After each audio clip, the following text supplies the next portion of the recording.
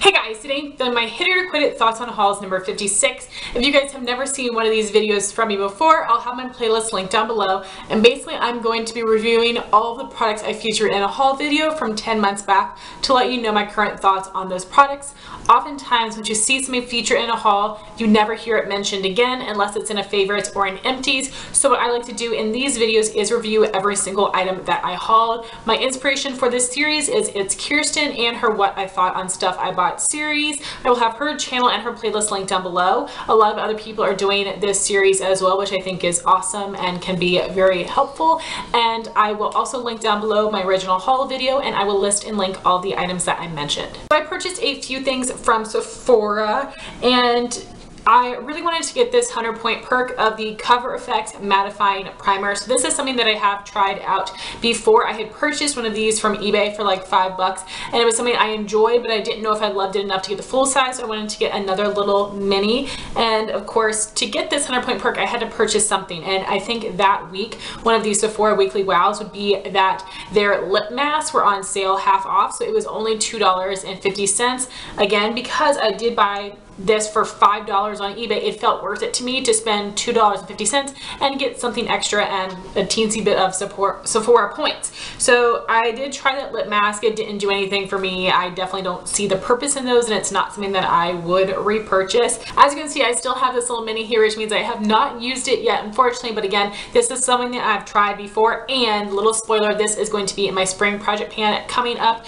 very soon, but I do know I enjoyed that product. So during the holiday Sephora VIB sale, the full-size CoverFx primers were half off for a weekly wow, so I was able to get it half off and then 20% off of that price. So that was a really great deal. I'm very excited to have that and use it. I know it is a mattifying primer that works pretty well for me. It does not keep me the most matte, but it also doesn't have that thick gluey consistency that can be hard to work with, and sometimes makeup doesn't look the best over top of it. So that is something that I enjoy, and I'm happy that I have that. Then I purchased some things from Ulta. So a lot of these things were part of the 21 Days of Beauty, but then I did purchase a couple other things that were online exclusives. The first one being this NYX Flawless Finish Sponge. I know that Emily Noel had raved about this. I think this sponge is terrible. Now I bought it because I love this shape, because it reminded me of the Pure Cosmetics sponge, which I used to love, but then they changed the formula or the consistency, whatever they used to make the sponge, they changed it. So I love that it had this angled side and the rounded bottom, but this is hard as a rock. When you get it wet, it still is very hard. I also felt like this kind of soaked up my foundation, or it made it lift off my skin.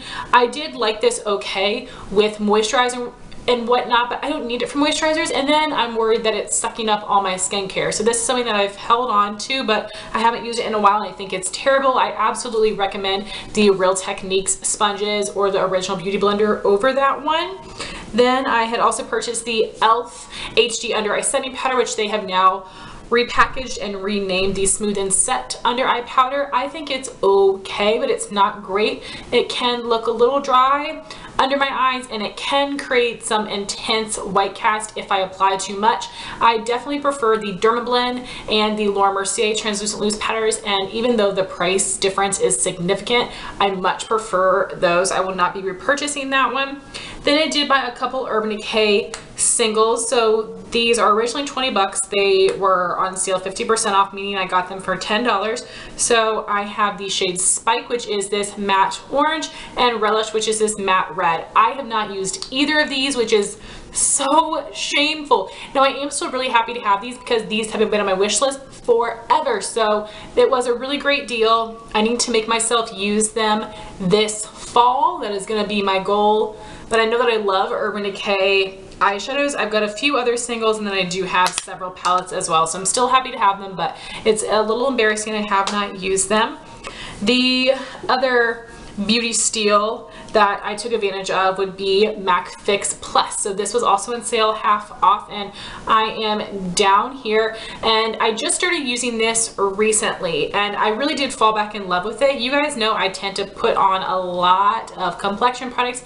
My face can look a little bit cakey, and this does really help melt all the powders into your skin, and your skin just looks so much more natural. This is something I really enjoy, and I would definitely repurchase it, but only if it's half off. I wouldn't buy this 20% off because I don't need it that bad, if that makes sense. And the very last Ulta deal I took advantage of was something that was on sale with the Ulta collection, and I think these were on sale half off, so they were $10.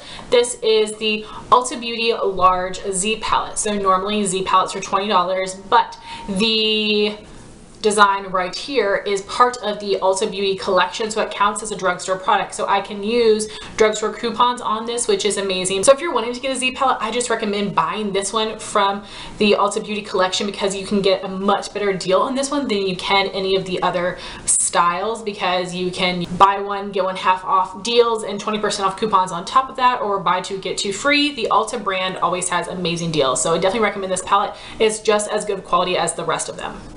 I had also gotten a free gift of the Clinique liquid facial soap, the oily skin formula. I did end up passing that on. I've tried that out before and I just don't love it. I don't think that Clinique cleansers are that impressive. I think some of the other products are great, but that was just a pass for me. So then I did place a ColourPop order, and I believe there was a deal that if you bought 4 of the individual shadows, it was for the price of 3, and then you got this little palette for free, which I think is so awesome. I absolutely love the way this little quad looks. It's super cute. So they just have these little holes in the back where you can pop out the shadows. So I haven't actually used this yet to travel, but it's definitely something that I would love to use, and I'm really happy to have. I think it's so precious.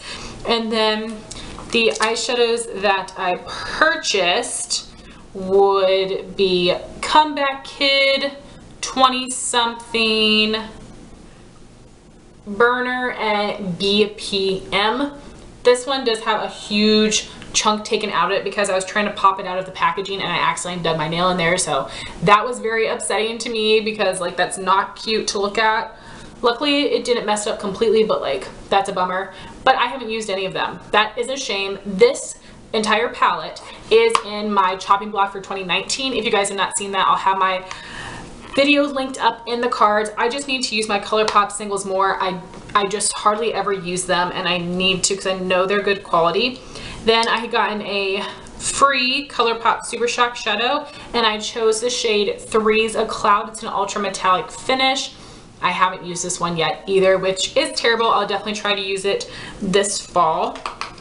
Then I had tried the Lux Lipstick in the shade Tiptoe, which was like a beigey nude. I did film an entire review video on the Lux lipsticks, both the cream and the matte formula. I'll have that linked in the cards. I did recently pass that one on to my friend Ami. It was a really thin, slippery feeling. I felt like it tended to wear away right in the center part of my lip, or that the product wouldn't stick to the inner part, and I wasn't in love with the color on me, so that's why I passed it on. I also purchased the No Filter Concealer in the shade Fair 00, which is their white shade. This is amazing for lightening other concealers. It has a great consistency that mixes well with their formula as well as other formulas, and it is quite pigmented. So instead of buying the Kat Von D white concealer or any other brand, I would recommend this one. I think it's great. Then we have the SuperNova shadow in the shade Lucky Penny. I think I've used this once, and it was a little disappointing. Now, I don't have a ton of experience with liquid shadows. I don't wear them all the time, but this one is a little bit chunky, which I didn't love. Like, the color is pretty and whatnot, and I know it's more of a topper, but it's just a little chunky for me, and I definitely need to use it more.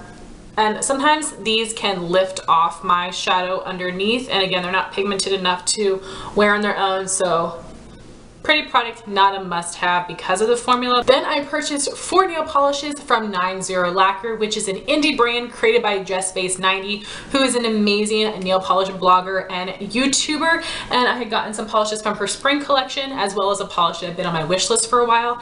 This is June 2016. So back in 2016, which I think is when she created her brand, or no, I think she started her brand fall 2015.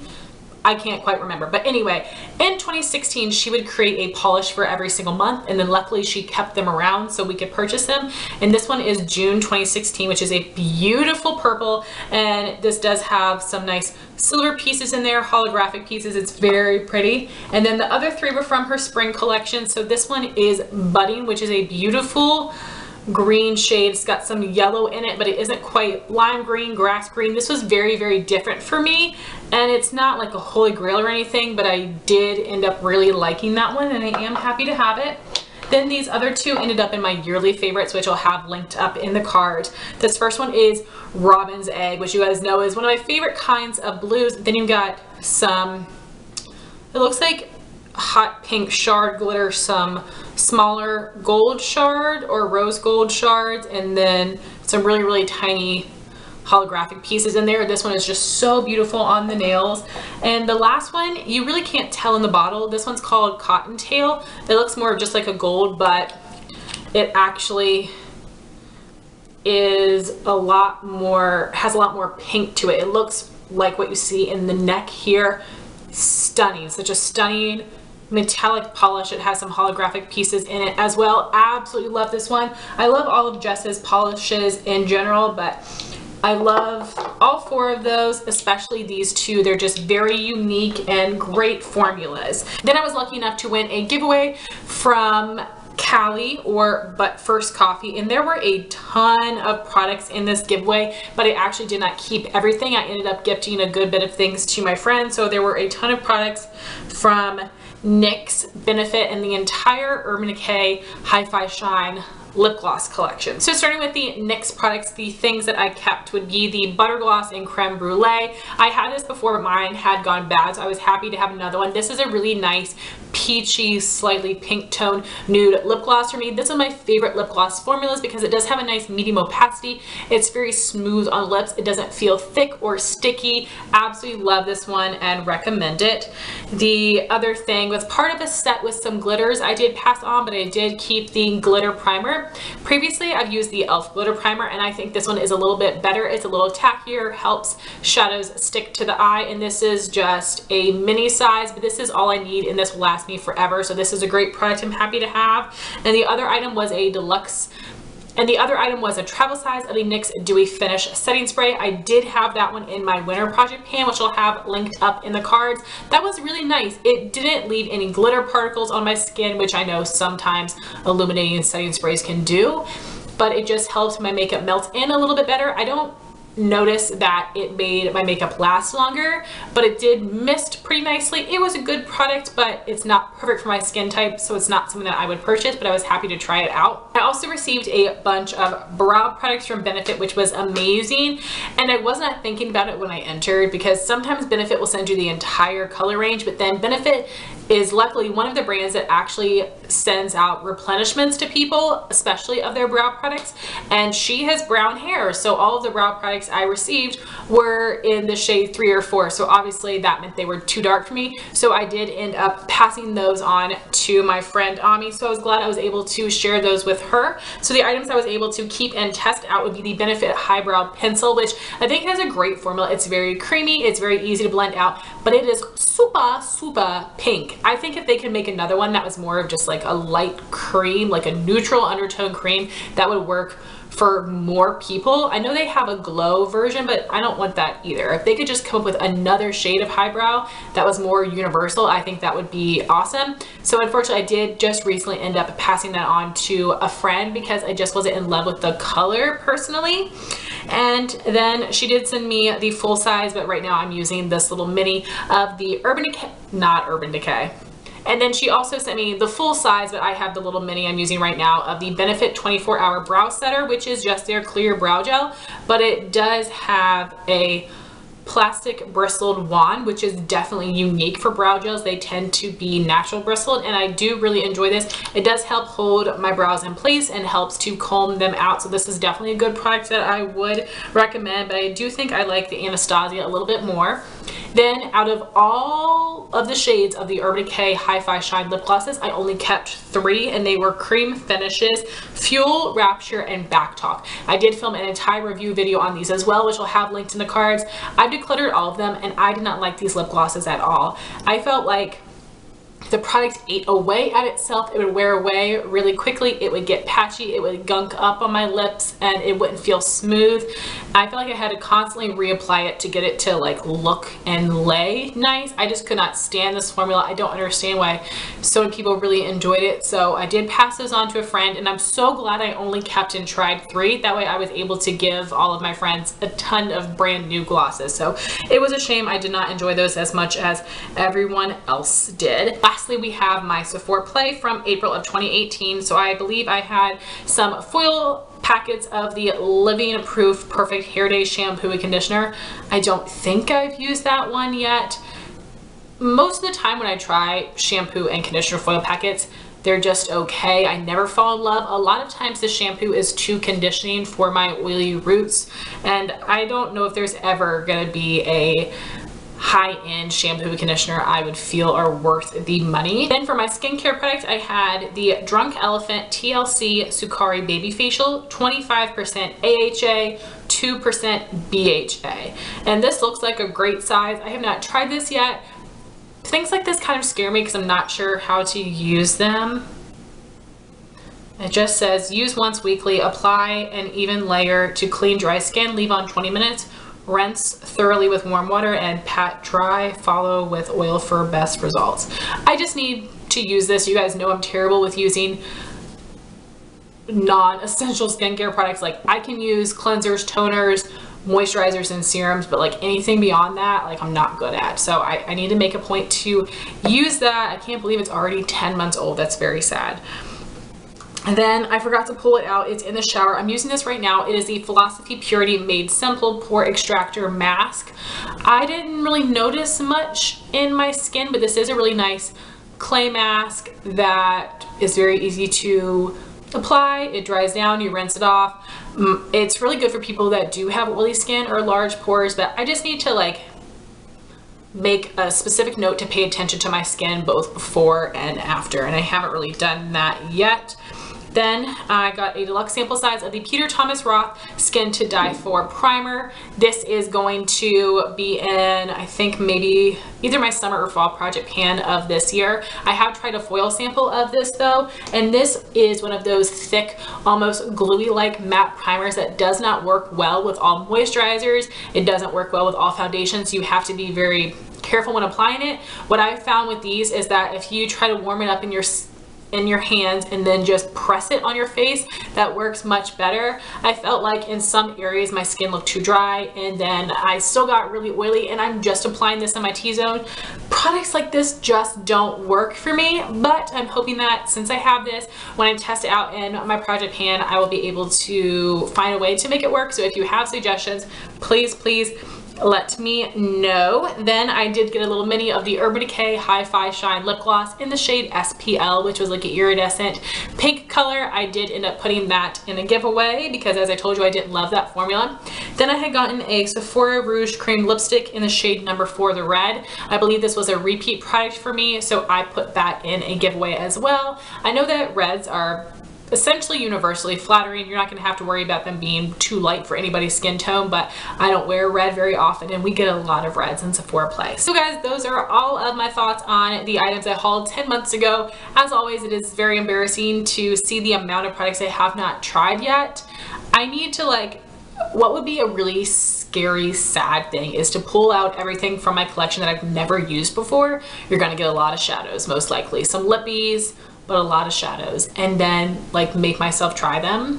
That might be a fun idea, but really daunting as well. So we'll see, but I would love to know your thoughts on any of the products that I have mentioned here today. Thank you so much for watching this video. Please like, comment, and subscribe, and I'll talk to you soon. Bye guys.